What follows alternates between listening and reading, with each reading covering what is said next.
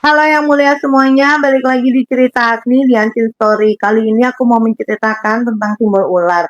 So, ambil kopi kalian masing-masing dan saatnya kita bertukar cerita. Pernah nggak kamu perhatiin kenapa simbol ular selalu muncul di cerita-cerita kuno di peradaban kuno dunia? Nah, si tokoh ular ini disebutkan di cerita Alkitab, cerita Mesir kuno, Yunani, India, Mesoamerika, dan peradaban kuno lainnya, geng. Jadi di setiap cerita kayak vibes-nya tuh kita ketemu dia lagi.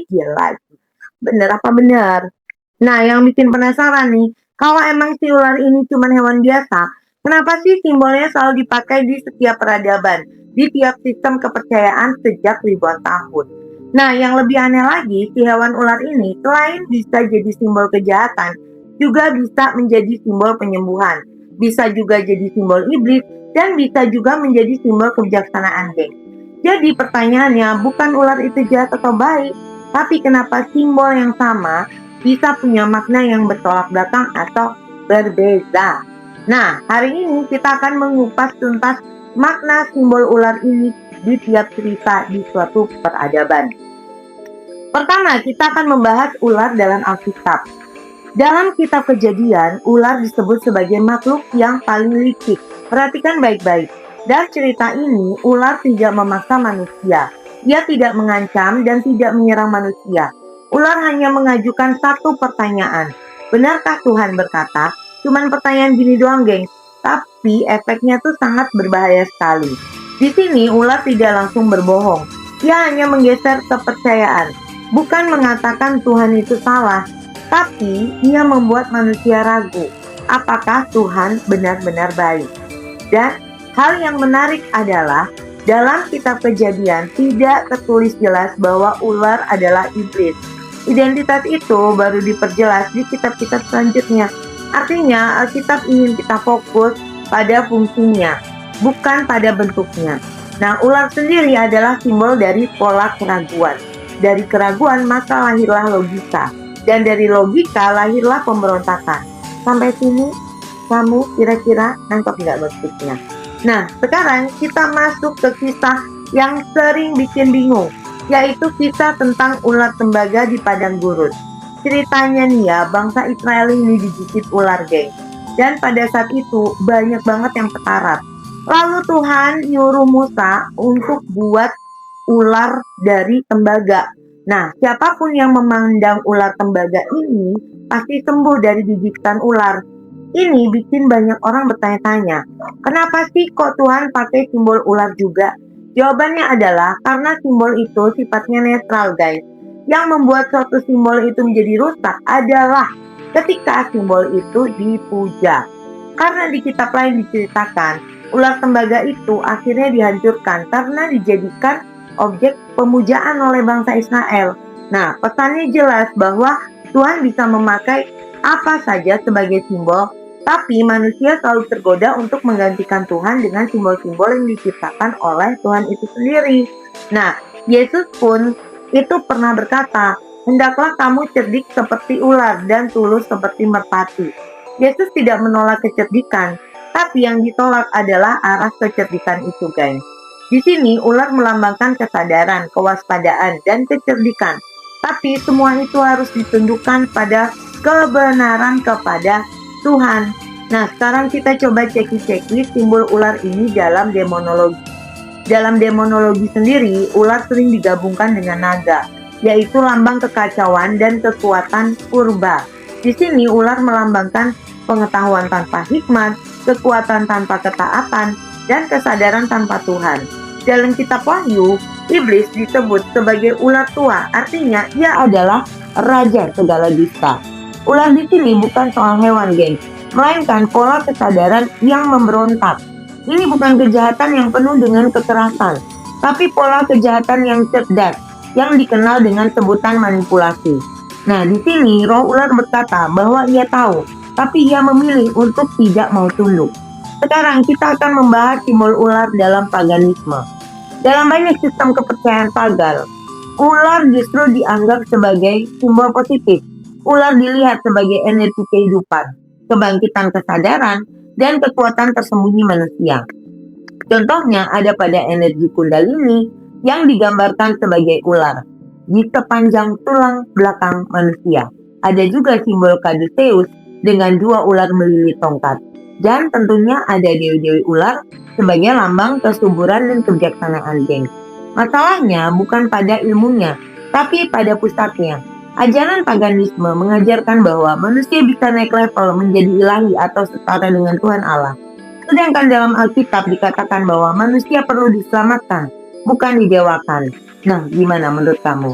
Nah, sekarang kita lompat ke bagian simbol ular dalam peradaban kuno.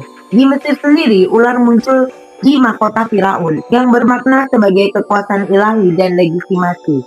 Di peradaban Yunani ada ular Ouroboros yang melambangkan siklus tanpa akhir. Sedangkan di Mesoamerika, ular berbulu menjadi penghubung antara langit dan bumi. Sebenarnya polanya sama. Ular selalu dikaitkan dengan akses ke kekuatan tertinggi atau lebih tinggi, yaitu mengenai kontrol hidup dan mati dan juga keabadian. Nah, di bagian selanjutnya kita akan coba menghubungkan antara ular dan pola manusia. Ular itu tidak pernah memaksa manusia untuk berbuat jahat, guys. Tapi ia selalu muncul saat manusia lapar akan pengetahuan. Nah, seperti kita lihat di Taman Eden sendiri contohnya. Di sana manusia tidak lapar makanan, tapi dia lapar pengetahuan, sampai-sampai dia ingin menjadi seperti Tuhan. Pengetahuan menjadi tidak netral jika tidak disertai dengan kerendahan hati. Jadi, setiap kali peradaban maju, maka simbol ular pun muncul, dan setiap kali manusia merasa tercerahkan, maka Tuhan pun mulai disingkirkan. Jadi pertanyaannya, adakah hubungan antara simbol ular dan ego spiritual manusia? Jawabannya ada, dan begini penjelasannya. Banyak sistem spiritual modern menggunakan bahasa yang indah seperti awakening, enlightenment, atau higher self. Masalahnya bukan pada istilahnya, tapi pada arahnya. Ular selalu memindahkan pusat kebenaran dari Tuhan ke manusia, dari relasi ke teknik, dari pertobatan ke aktivasi diri. Kesadaran menurut Alkitab lahir dari relasi dengan Tuhan, bukan dari mengaktifkan diri sendiri. Nah, sampai di sini, apakah pikiranmu mulai terbuka? Gimana menurut kamu? Sekarang kita akan bahas hubungan antara simbol ular dan sistem kekuasaan. Sebenarnya nih ya, ular bukanlah simbol yang penuh kekerasan karena sifat ular tidak menyerang secara frontal ya. Ia menunggu, mengamati, dan menyerang di waktu yang tepat. Itulah sebabnya simbol ular sering dipakai oleh sistem kekuasaan karena ular melambangkan kontrol yang dingin, cerdas, dan pastinya tersembunyi. Sekarang muncul pertanyaan baru. Apa hubungan antara ular dalam psikologi manusia? Nah, secara psikologis, ular hidup di alam bawah sadar manusia. Ular adalah simbol ketakutan yang tertanam dari generasi ke generasi, tapi juga memiliki daya tarik tersendiri. Kita takut, tapi tanpa sadar kita penasaran. Ibaratnya seperti pengetahuan terlarang. Kita tahu resikonya, tapi tetap kita ingin mendekat dan mencari tahu. Nah, sampai sini gimana guys menurut kamu? Nah, pertanyaan selanjutnya, apakah dalam zaman modern ini simbol ular itu ada maknanya? Nah, di sini kita harus menyadari bahwa simbol ular itu selalu ada di setiap peradaban dan nggak pernah hilang, tapi ia hanya berganti wajah. Nah, di zaman modern ini, ular hadir sebagai pengetahuan tanpa etika, kebebasan tanpa batas, dan kebenaran tanpa pencipta. Dengan narasi bahwa manusia bisa menentukan kebenarannya sendiri. Gimana menurut kamu, geng?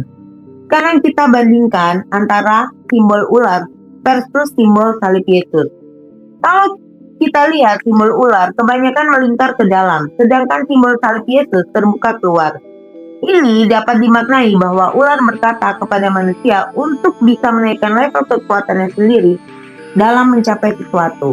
Sedangkan salib Yesus berkata untuk kita datang dengan kerendahan hati dan percaya pada Tuhan. Jadi dalam hal ini salib menghancurkan ilusi bahwa manusia bisa menyelamatkan dirinya dia sendiri. Sampai sini apakah penjelasannya bisa diterima? Mungkin ular bukanlah sekedar simbol kuno belakang, geng, tapi ia adalah suatu cermin yang bertanya pada diri kita sendiri. Apakah kita mau menjadi pintar dan mengandalkan kekuatan sendiri, atau kita hidup dalam kebenaran dan mengandalkan kekuatan Tuhan? Karena sebenarnya dunia ini penuh dengan orang pintar, tapi sangat sedikit sekali yang menjadi benar dengan tunduk pada Tuhan. Dan ini cerita Agni, dan ini cerita Simbol Ular. Kalau kamu suka konten kayak gini, like, subscribe, dan komen sebanyak-banyaknya. Ciao!